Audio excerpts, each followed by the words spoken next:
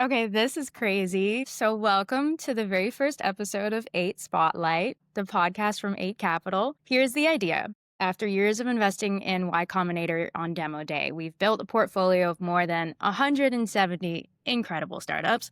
Behind those companies are brilliant founders with stories, lessons, and insights that too often stay behind closed doors. On 8 Spotlight, we shine a light on those journeys, the pivots, the breakthroughs, the tough calls, and the strategies shaping the next generation of category-defining businesses. So, for our very first episode, we're thrilled to be joined by Josh Gardner, co-founder of Verata.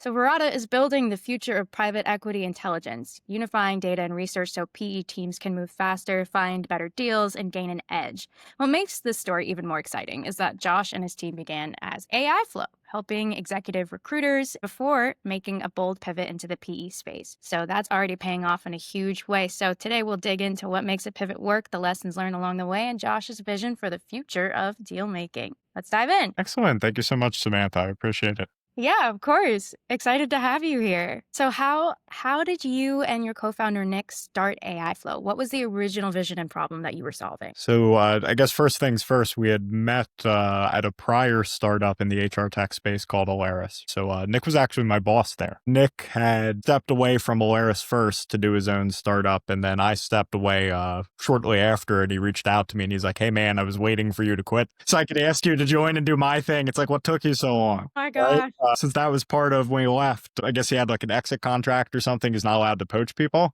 Oh, wow. So he wasn't allowed to like reach out to me and be like, "Hey man, do you want to come join my thing?" He had to wait for me to just quit of my own accord. Yeah, that was unexpected. He reached out to me. He's like, "What took you so long?" Yeah, we teamed up again and kind of we're brainstorming, what do we do? We were all over the place with different ideas for the startup.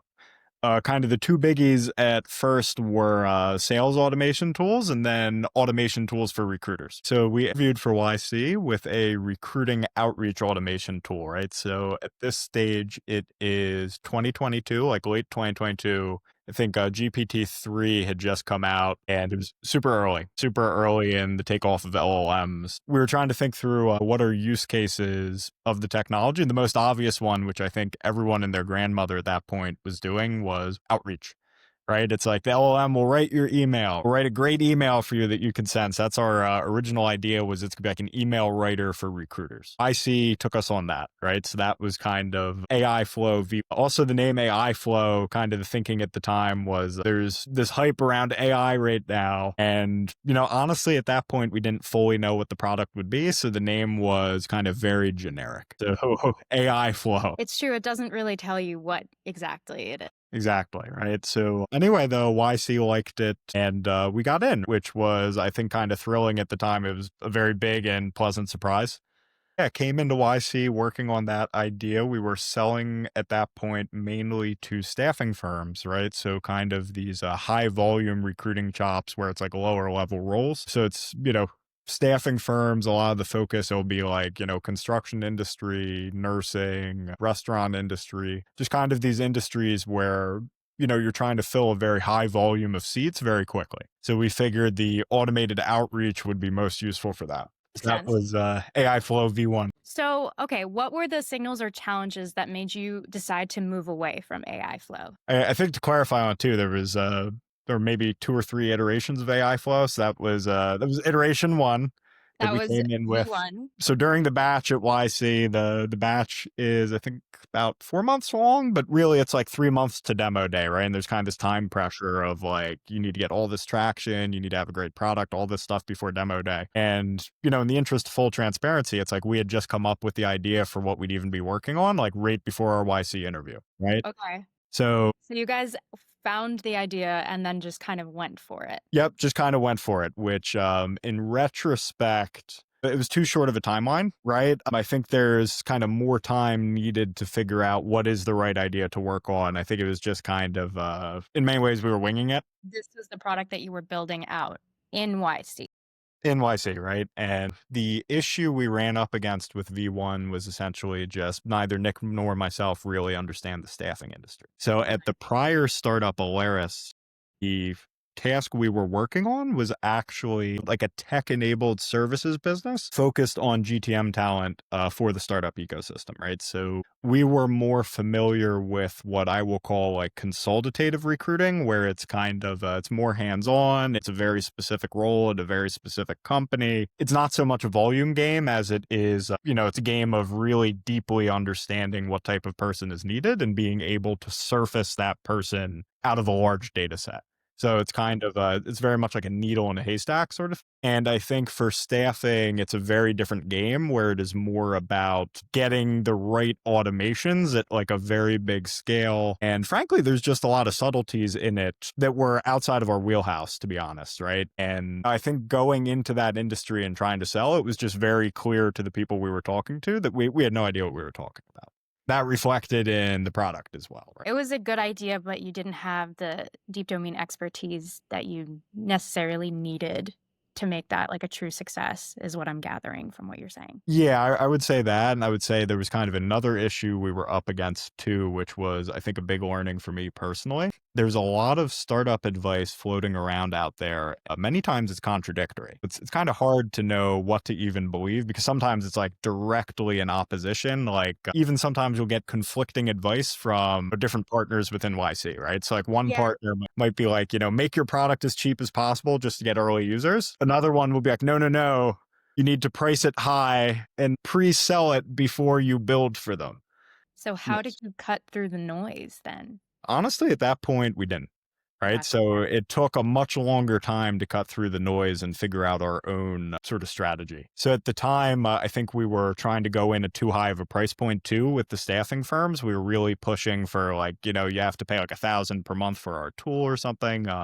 We had people who offered to pay $100 a month, but we didn't take it. So in retrospect, that was, I think, a mistake. I think that can kind of be a way just to get very quick early wins, early users, and then kind of iterate from there to build out the value to the point where you can start charging that $1,000 per month.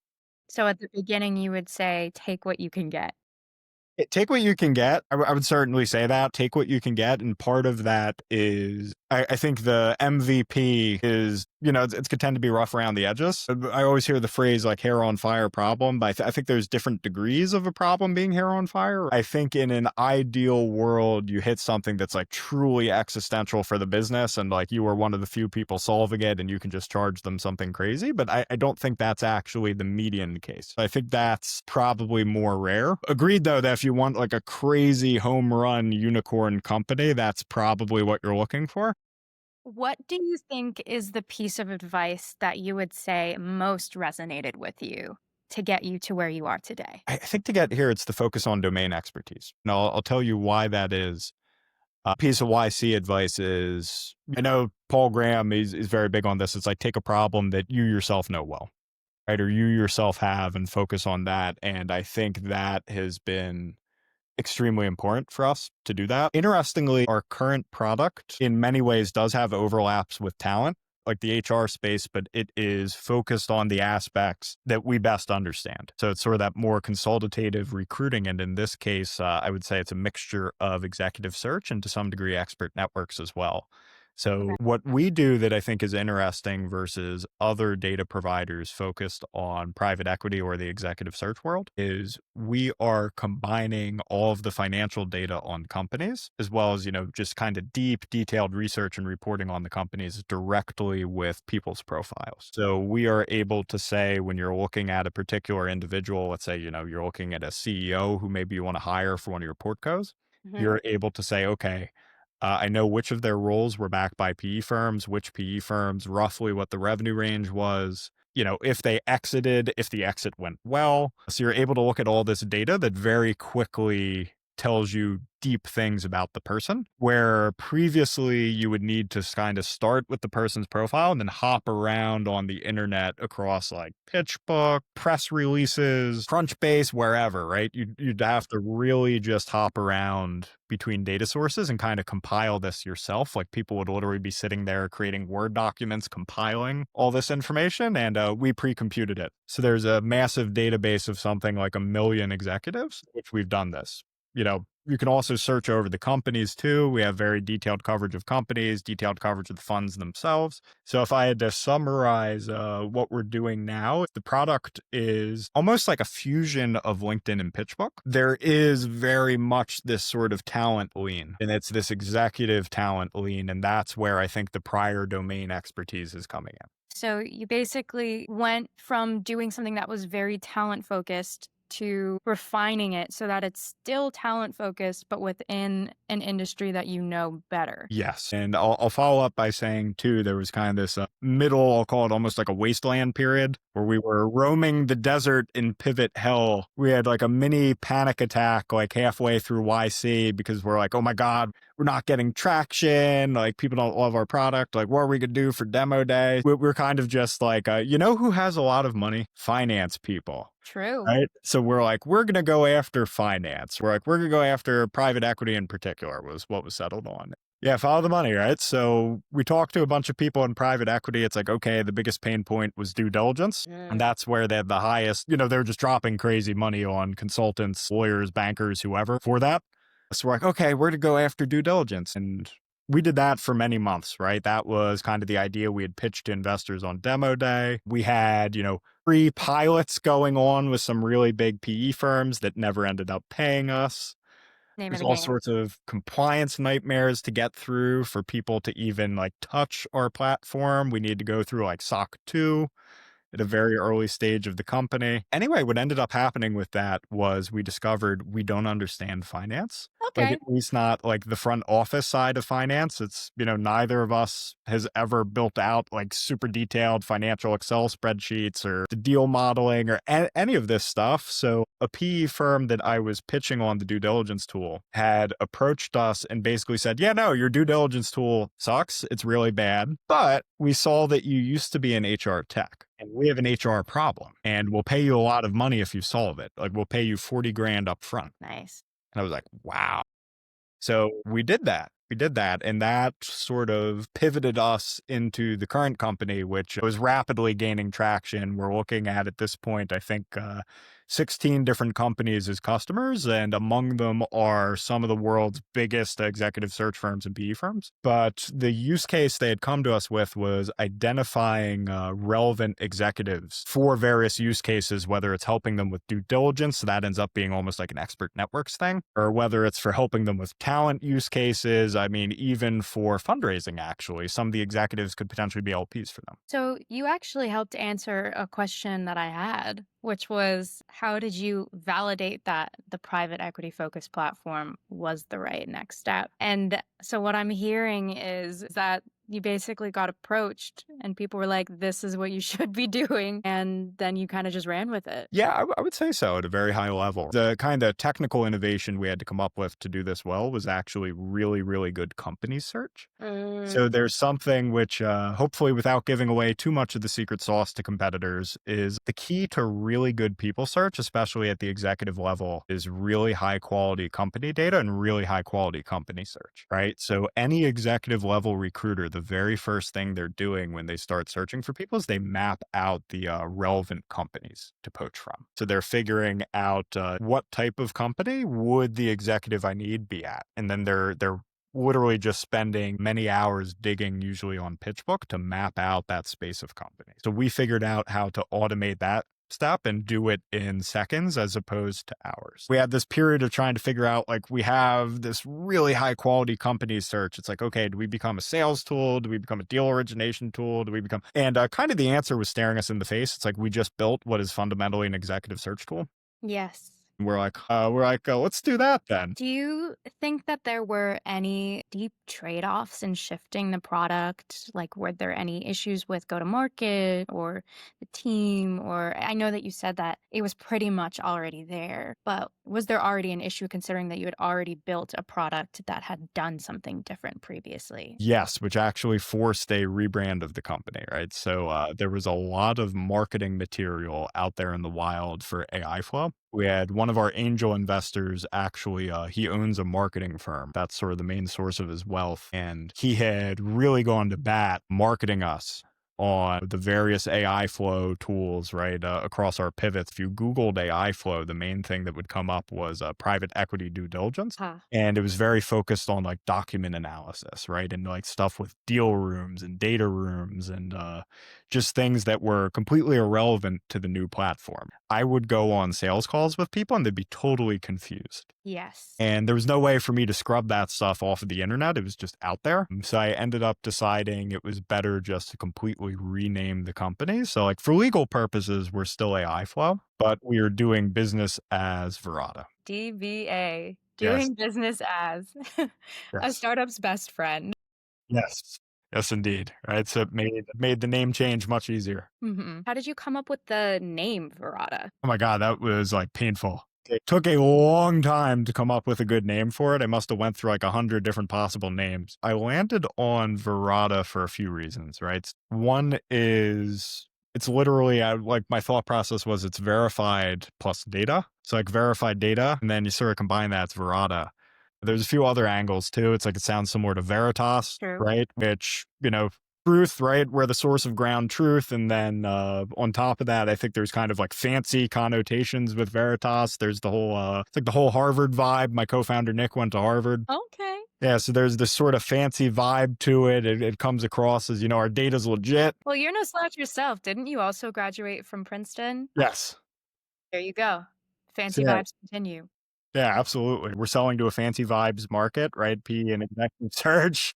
So they want the fancy vibes, or it makes it easier to sell to them. Oh, I love that. Yeah, so it's very good to have that name, right? I think the name kind of they like the name, right? It sounds very legit. I think certainly, they're more likely to open an email from Verata than from AI Flow, definitely. Name kind of echoes who you're trying to go for. 100%. And it was very much created with them in mind from the perspective of if I am, I don't know, a director of talent at a PE firm, or even someone who's deal side, right? If I am a deal team person, what's going to resonate with them based on the way that industry operates, kind of the culture? I ended up landing on Verata as being a name that would appeal to them. No, that's a really interesting way, and also I think a very thoughtful way to build a brand. It starts with the name. Before you even get into the intricacies of what you're doing day to day, how do you set the tone for a brand? So, what were the biggest operational challenges of migrating data sets and switching target customers? Honestly, I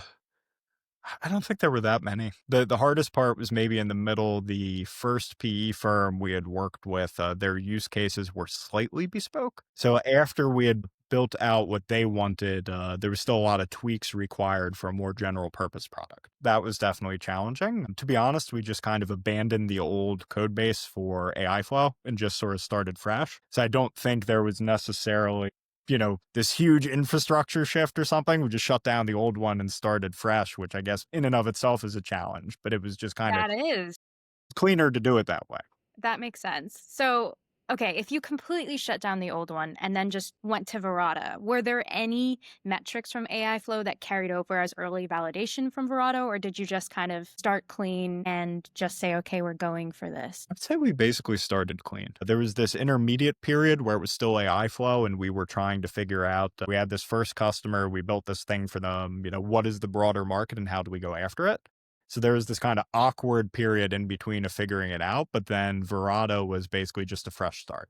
I like that approach quite a bit. So, going back to the fancy vibes of education. So, you graduated from Princeton. What drew you into tech and AI at that time? At Princeton, I had studied computer science with, interestingly, like a theoretical bent, which makes sense because that's kind of where Princeton excels. Is usually it's like math, theoretical physics, theoretical computer science. Yeah, I'd originally come in as a math major actually at Princeton, right, and ended up doing like theoretical CS, which is math adjacent. It's something I like. It's something I'm good at. So it's what I studied. I did a master's degree there as well, and I hit a crossroads of like, okay, should I try to do a PhD? Should I go work in industry somewhere? And it just occurred to me that I'd be kind of dead inside, even if I was working at like Google or frankly, even as a quant on Wall Street. A lot of my friends who went to do that, or they just hate their lives, even though they're making obscene amounts of money, especially the quants. But I was thinking through, what is something that I actually enjoy doing? I really enjoy startups because there's There are a lot of puzzles. I think there are both kind of these technical puzzles and honestly people puzzles too. So what I'd enjoyed and done in college was actually within theoretical CS, I had specialized in basically applications of game theory, algorithms. So there's always been an interest in sort of this people piece and this strategy piece as well. So anyway, startups kind of allow me to continue thinking in these ways that are interesting to me and solving these puzzles that I like to solve. More normal or big corporate jobs, I wouldn't really get to do as much of this. I personally think of game theory or any type of theory that's rooted in these very mathematical rigid equations are very structured. Would you say that that is kind of juxtaposed with the flexibility of being in a startup with the crazy nature that sometimes can be in a company that you created? Yeah, I would say certainly in some ways, yes. In other ways, no. So, like, I've found, for example, that the best way of making major decisions with it is actually you do like a bunch of customer calls or a bunch of sales calls. You compile, like, holy shit, like 50 to 200 pages of notes from across a bunch of calls. You print that out and you just sit there, like, scrutinizing it and marking it up with a pen. And you just kind of keep trying to boil down what the patterns are. And then eventually stuff just stares you in the face, and that's usually where the answer is. So it's not the same as approaching it in like a very mathematical way with equations and stuff. If anything, it's much more verbal, right? It's kind of reading between the lines across a bunch of calls. So it's very much a different sort of way of approaching it, but I do think there are still ways to be like semi-systematic about it. Okay. What's the most surprising challenge you faced in building Verata? Here, wait a minute. Give me a minute to think about this. I'm sorry if I'm kind of, I guess you can edit this part out probably. No, you're good. Okay. Shit. What is this? We Uh, can also move on to a different question. no, no, no. I'm gonna think about it. I think I do have an answer. Okay. Um, Honestly, the hardest part, I think, has been getting the data to be very high quality. We hear regularly now from our customers that we do have the highest quality data on the market for our use cases, but getting there was honestly super, super painful on the technical side, right? There's all kinds of crazy stuff going on to collect the data from a variety of sources, stitch it together, disambiguate a bunch of stuff, do QA on the data to make sure everything is like very high quality. So the data has been exceedingly hard to get right. And I do think we've got it right. We got there, but it was painful to get here. Ouch. Going off of the it was painful to get there, what keeps you going? Like, what is something that personally lets you keep pushing forward when the going gets tough? I think it's definitely, I enjoy solving the puzzles. So that keeps me going. There is kind of this element of almost just general persistence where it's like you want to see things through as far as you can go. Kind of like one of my favorite movies is Rocky. It's funny, I don't like the rest of the franchise really, but I like Rocky 1, right? I feel like I'm from Philadelphia, so I feel like people are going to like attack me for dissing the other Rocky movies, but I'm a very big fan of the first Rocky movie. One of the things I like in it is he fully goes the distance in the fight. It's interesting. He actually loses at the end after like the 10 rounds, like the other guys declared the winner. But the thing is, he fought and, he just keeps going. It's like the dude doesn't quit. He keeps going until, the very end of it. So I think there's this persistence factor that is very important in startups because there is so much that is honestly kind of random. I had buddies who recently their whole startup got destroyed because the government changed a regulation that now makes them illegal. They were doing, I think it was like AI grant writing, and the government outlawed it. And that's like, oop, we have to start over. Stuff like this could just happen. So I think there's definitely this element of persistence that's needed. Out of my cohort from the winter 23 batch, honestly, I think I've only seen one or two that like ran out of money. Yeah. So like I've only seen one or two failure modes where it was like, oh crap, we burnt all the money. We need to shut down. Like we need to go get normal jobs. The much more common failure modes that I think I witnessed. So one was like co-founder blowups. The other one, and this might even be the bigger one, was kind of people just being like, shit, this is too hard. I didn't know what I was getting into. I'm going back to I'm going back to my day job at like Facebook or wherever. So that's the more common failure mode, I think. That's the most common one I've kind of personally witnessed.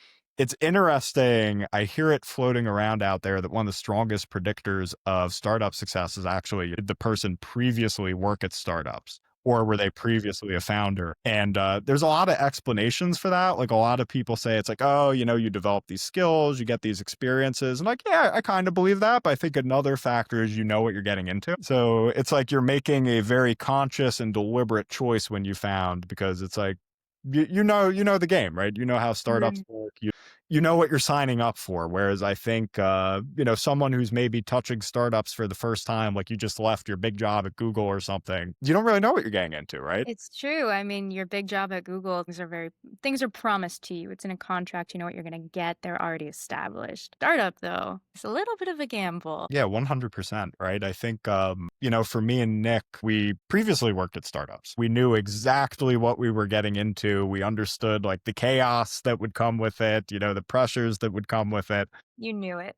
Yeah, we knew what we were getting into. So I think simply because of that fact, I think it is much easier to persist. And it is very much what we signed up for. And I think it is something that we enjoy doing, right? We signed up for it because we're familiar with it and we like it.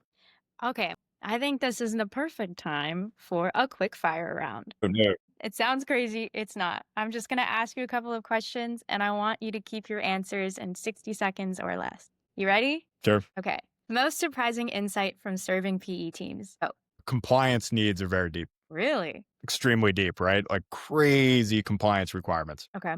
A mistake you'd avoid if you had to build again. I would say kind of the pivot hell up front, just stick to your expertise. Like writing, stick to what you know. Stick to what you know. One founder you deeply admire. Ooh, that's an interesting one. I'm going to go with Bezos, Okay, why? right? Just the degree to which the guy is methodical. And most of the stuff he said, at least previously, before he did his whole like plastic surgery and hanging out with the Kardashians thing, like most of the stuff he said was just really smart. The Right. guy was just super insightful. I think he was very systematic. He's one of the people where I feel like he developed a system and like he could probably just do it again and again. But So, now he's hanging out with the Kardashians. yep, So now he's just chilling with the Kardashians on yachts. Like, he doesn't want to do it again and he again. doesn't want to do it again. Okay. If Verata wasn't your focus today, what would you build next? I would say I actually have a very big interest in VR, which it's going really far away from my expertise. I'm violating my advice, but Yes, you are.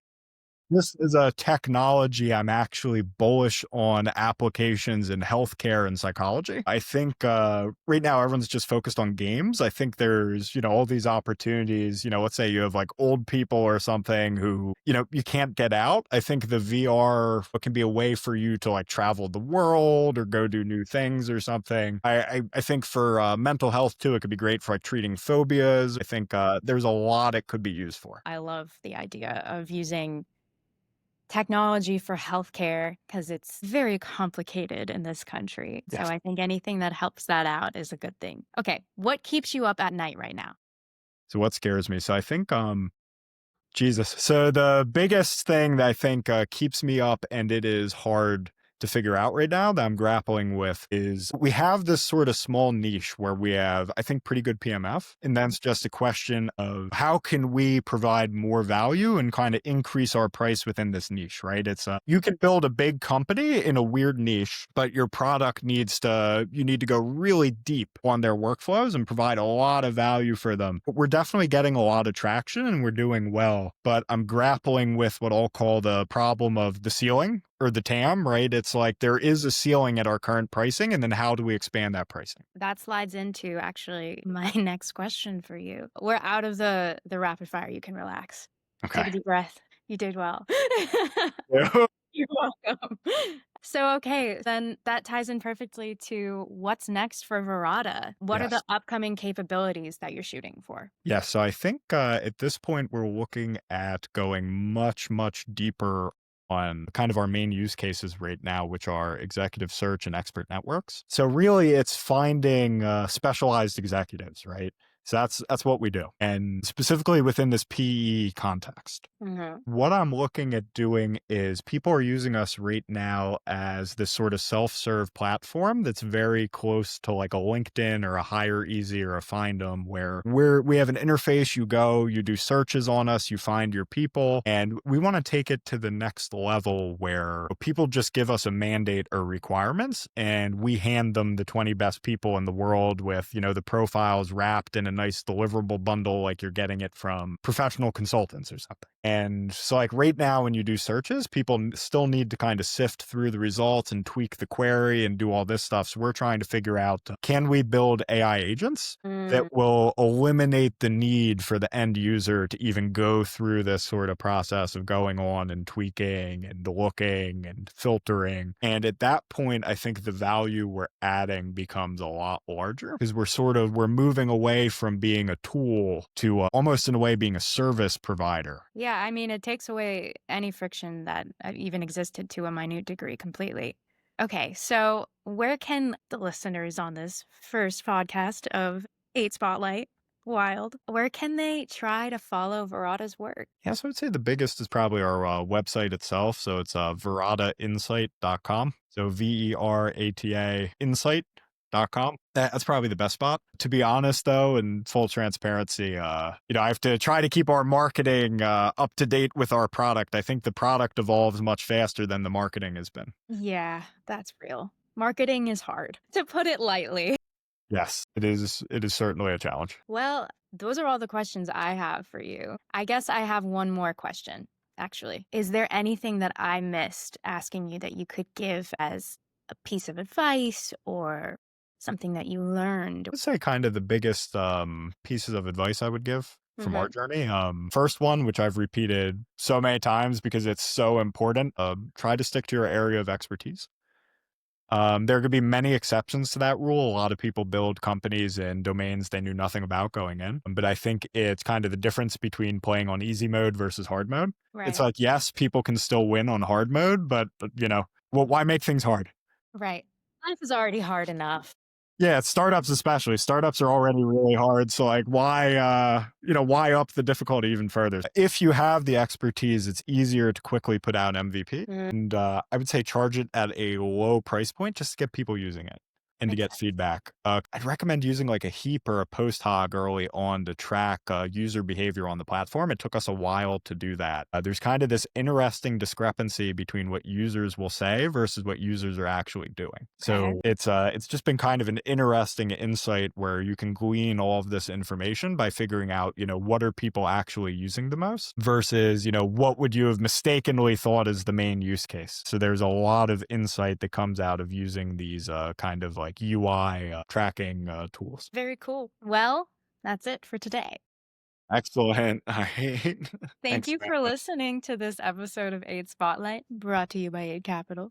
We're proud to have invested in over 170 Y Combinator companies, and this show is our way of bringing you inside the stories of the founders shaping the future. Thank you, Josh. Thank you so much, Samantha. If you enjoyed today's conversation, don't forget to follow or subscribe wherever you get your podcasts and share it with someone who loves great founder stories. I'm Samantha Chatra, and this has been 8 Spotlight. Until next time.